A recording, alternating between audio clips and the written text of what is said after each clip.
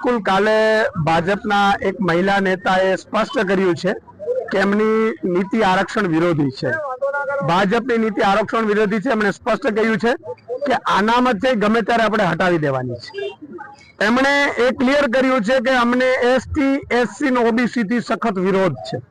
અમે ST SC OBC નું બધું ખતમ કરી દેવા માંગીએ છીએ। એના ભાષણ ઉપરથી સ્પષ્ટ છે। તો મારે મુખ્યમંત્રી ભૂપેન્દ્ર પટેલને, અમિત શાહજીને, નરેન્દ્ર મોદીને કહેવું છે કે તમારા ભાજપના મહિલા નેતાએ જે આરક્ષણ વિરોધી નિવેદન કર્યું છે, તમે એની સાથે છો કે નથી, એ ભાજપ ખુલાસો કરે। શું આગામી સમયમાં ભાજપ છે એ આરક્ષણ ગુજરાતમાંથી રદ કરી દેવા માંગે છે?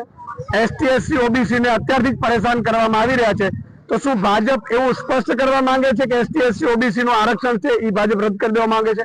એનો ખુલાસો આપે।